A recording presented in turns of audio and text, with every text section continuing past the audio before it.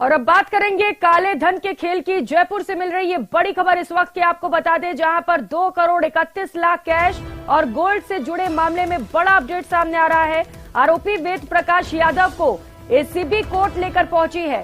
Court से वेद प्रकाश यादव की remand मांग सकती है एसीबी। कई अहम बिंदुओं पर वेद प्रकाश से पूछताछ की जाएगी। 19 मई को योजना भवन के बेसमेंट में काला धन मिला था। बेसमेंट की अलमारी में कुल 2 करोड़ 31 लाख रुपए कैश और इसके साथ साथ 1 किलो सोना। साल 1994 में DOIT में प्रोग्रामर के पद पर वेद प्रकाश की भर्ती हुई थी। इन्फो में ये जानकारी निकलकर सामने आई कि तकरीबन 20 साल में प्रोग्रामर से जॉइंट डायरेक्टर के पद पर पदोन्नति की गई। कई सालों से पद बदलने के बाद भी वेद प्रकाश ही स्टोर इंचार्ज भी बना रहा। 19 मई को ई फाइलिंग के दौरान कैश और गोल्ड मिलने का खुलासा हुआ। महज 12 घंटे के भीतर पुलिस कमिश्नरेट ने सीसीटीवी फुटेज से ये बड़ा खुलासा किया है। अभी कोर्ट में पेश करने जा रहे हैं, फिर उसके बाद ही अभी चल रहा है अनुसंधान। हाँ बिल्कुल, रिमांड पे लिया जाएगा। कितने दिन की रिमांड मांगी जा रही है एसीबी की तरफ से? कम से कम 3 दिन के। 3 दिन की जी।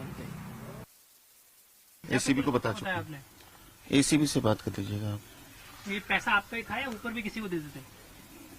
एसीबी को बता चुके हैं। आप ऊपर किसी को दे देते? एक बार बॉस आ जाते हैं, फिर आप बात कर लीजिएगा। जी नहीं, सिर्फ आपका था ये पैसा? जी। कब से रख रहे थे आप इस पैसे को? एसीबी से बात कर लीजिएगा बस। नो एक बार बॉस आ जाते। काले धन के खेल का बड़ा खुलासा हुआ है और 3 तस्वीरें आप देख पा रहे हैं इस खुलासे से जुड़ी अलग अलग कैमरा से।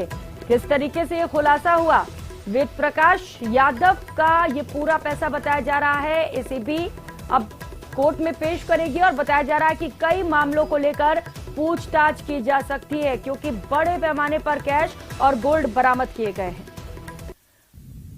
तो काले धन से जुड़े कई अहम सवाल खड़े हो रहे हैं। सवाल ये कि क्या DOIT का जॉइंट डायरेक्टर ही असली मालिक है, वेद प्रकाश ही रिश्वतखोर है या कोई और भी इसमें शामिल है? क्या किसी और की काली कमाई को उसने यहां पर रखा था और इतनी बड़ी रकम एक कॉन्ट्रैक्ट के लिए लाई गई थी, तकरीबन 3 करोड़ की रिश्वत? तो आखिर कितना बड़ा ये ठेका था, ये बड़ा सवाल है।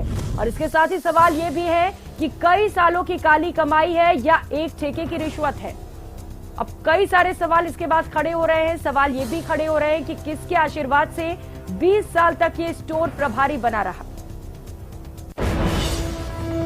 राजस्थान में रिश्वत के महाखेल का महाखुलासा हुआ है। करीब 2 करोड़ 31 लाख कैश मिले हैं और 1 किलो सोने की सिल्ली मिली है। ऐसे में राजस्थान के इस योजना भवन में कमीशन का क्या खेला खेला जा रहा था, ये सवाल अब विपक्ष भी उठा रहा है और राजस्थान में सभी लोगों की नजर है कि आखिरकार ऐसा क्या किया जा रहा था। खुद मुख्य सचिव राजस्थान और जयपुर के पुलिस कमिश्नर ने मिलकर के बाकायदा सचिवालय में प्रेस कॉन्फ्रेंस की, पूरे मामले की गहन जांच की गई। 50 लोगों की पड़ताल करने के बाद में मामले का सीसीटीवी के जरिए खुलासा हुआ कि इसमें जो अलमारी के अंदर कैश रखने वाला शख्स है वो वेद प्रकाश यादव। आप देख सकते हैं कि जगह जगह पर जो सीसीटीवी कैमरे हैं वो लगे हुए हैं। हर जगह बाकायदा बारीक मॉनिटरिंग की जाती है। लेकिन पिछले 20 साल से वेद प्रकाश यादव इसी भवन के अंदर काम कर रहा है। बतौर प्रोग्रामर उसने यहां पर ज्वाइन किया था और ज्वाइंट डायरेक्टर के पद तक पहुंचते हुए उसने जो सबसे महत्वपूर्ण एक जिम्मेदारी थी अपने पास रखी हुई थी, वो थी यहां पर स्टोर इंचार्ज की। स्टोर इंचार्ज की जिम्मेदारी उनके पास लंबे अरसे से थी। इस पूरे परिसर के अंदर जब ई फाइलिंग की प्रक्रिया शुरू हुई तो तमाम अलमारियों को खंगाला जाना शुरू हुआ।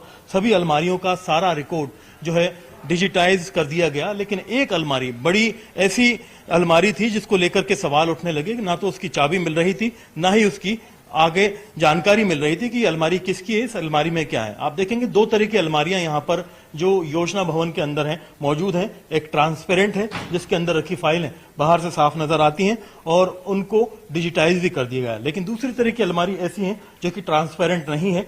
ऐसी ही वो अलमारी थी जिस अलमारी के अंदर बाकायदा 2.5 करोड़ रुपए कैश रखा गया, 1 किलो सोना रखा गया।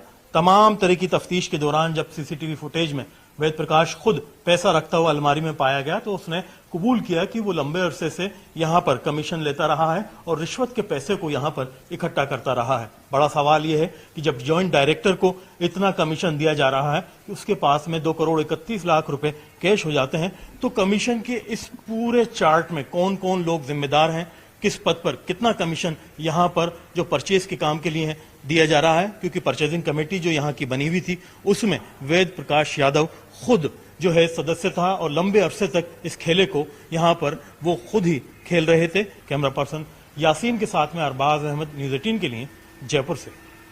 योजना भवन में ई फाइलिंग की प्रक्रिया के दौरान 2 दिन पहले शाम को 7 बजे बेसमेंट में अलमारी में मिले 2,37,00,000 रुपए और उसके अलावा गोल्ड बिस्कुट के मामले में एसीबी ने रात 3 बजे जॉइंट डायरेक्टर वेद प्रकाश यादव को गिरफ्तार कर लिया है। आज एसीबी की team joint director Ved Prakash Yadav को कोर्ट में पेश करेगी, जिसके बाद उसे रिमांड पर लिया जाएगा और रिमांड के दौरान ये पूछताछ की जाएगी कि क्या रिश्वत के इस खेल में क्या वो अकेला था या फिर उसके साथ कोई और भी इसी डिपार्टमेंट के लोग शामिल थे।